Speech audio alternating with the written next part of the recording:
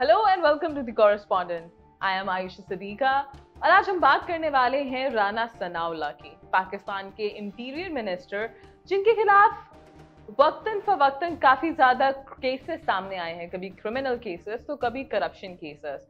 और इस दफा हुआ कुछ यूं है कि जो करप्शन केस था उनके खिलाफ, उसमें उनके लिए एक नॉन बेलेबल अरेस्ट वारंट जारी कर दिया गया है। ये नॉन बेलेबल अरेस्ट वारंट एक सीनियर सिविल जज जिनका नाम गुलाम अकबर है, उन्होंने जारी किया।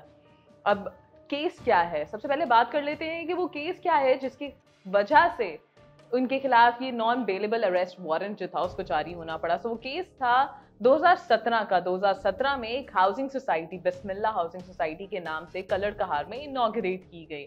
अब उस हाउसिंग सोसाइटी की इनॉग्रेशन के लिए और ऑब्वियसली परमिट्स वगैरह में कुछ ना कुछ तो ऐसा होगा जिसकी वजह से उस हाउसिंग सोसाइटी के मालिक को, राना सनाउल्लाह को, रिश्वत देनी पड़ी। और वो रिश्वत थी वहां पे मौजूद दो फार्म हाउस प्लॉट्स के। वो दो प्लॉट्स दिए गए राना सनाउल्लाह को, उनकी बीवी को, एज अ गिफ्ट, जिसको कहा जा सकता है कि एज अ ब्राइब दिए गए।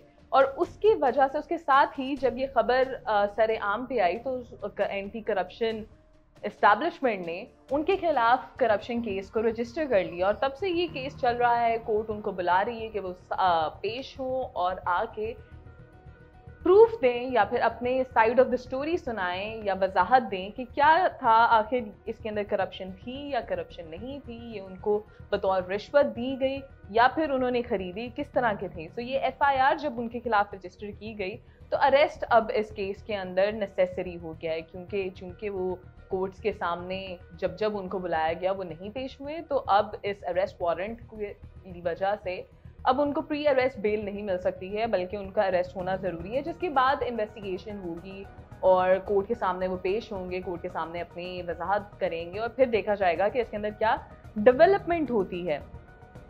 अब लेकिन यहाँ पे मसला क्या आ रहा है? मसला आ रहा है हमारी फेडरल गवर्नमेंट और प्रोविंशियल गवर्नमेंट का। द एंटी करप्शन एस्टैब्लिशमेंट जो इस वक्त है, एंटी करप्शन के जो चीफ हैं, उनका ये कहना है कि वो गए, आज की खबर है, वो सुबह गए और उन्होंने अरेस्ट करने की कोशिश की राना सनाउल्लाह को, लेकिन सिविल सेक्रेटेरिएट में मौजूद जो इस्लामाबाद पुलिस थी उन्होंने उनको अरेस्ट होने से रोक लिया, अरेस्ट होने से बचा लिया राना सनाउल्लाह को। जो एंटी करप्शन की टीम वहाँ पहुंची थी उनको धक्के मार के वहाँ से निकाल दिया गया, और जिसके बाद उन्होंने ये स्टेटमेंट दी है कि now what is going to happen, अगला स्टेप क्या होगा, किस तरह से इसको कैरी फॉरवर्ड किया जाएगा, because Islamabad police is not complying. Islamabad police obviously comes under federal government और फेडरल गवर्नमेंट के ही मेंबर हैं इंटीरियर मिनिस्टर राना सनाउल्लाह, और वो उनको अरेस्ट होने नहीं दे रही है। Now what is going to happen, that is very weak, because इस वक्त जो सूरत हाल पैदा हो चुकी है, that we can say is a clash of institutions, because courts भी पाकिस्तान की हैं, गवर्नमेंट भी पाकिस्तान की हैं और राना सनाउल्लाह मिनिस्टर भी पाकिस्तान के ही हैं।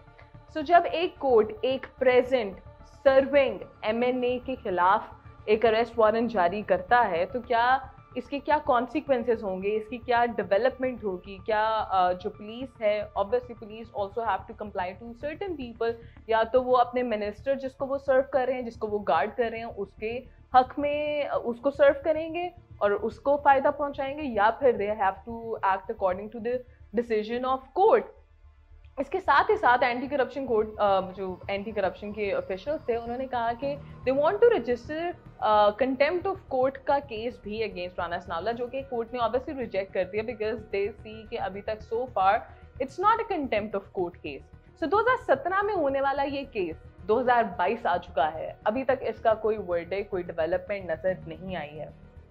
अभी हुआ ये है कि 2022 में Rana Sanaullah has started construction on those farm houses, जिसकी 9 लाख रुपए की जो उन प्लॉट्स के ऊपर कंस्ट्रक्शन है वो शुरू हो चुकी है। और अब ये जो क्राइम है, इसको कहा जा रहा है कि it's not a political case, it's a corruption case, तो इसको पॉलिटिसाइज नहीं करना चाहिए।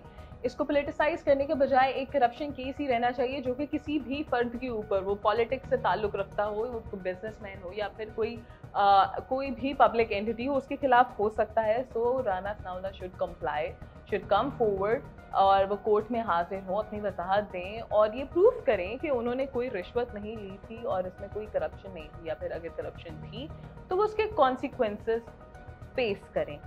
सो अब ये इंस्टीट्यूशनल क्राइसिस जो पैदा हो चुका है फेडरल मिनिस्टर ऑफ कोर्ट्स के दरमियान, इसको किस तरह से सॉल्व किया जाएगा और क्या ये सॉल्व हो पाएगा भी कि नहीं, ये सवाल है हमारी आवाम के लिए.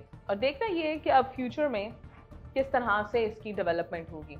Institutional clashes are going on and we have seen के वक्तन फवक्तन इस तरह के क्लैशेस जारी रहते हैं. Now the government and opposition, Muslim league and PTI, दोनों को एक और मौका मिल चुका है एक दूसरे के ऊपर उंगली उठाने के लिए.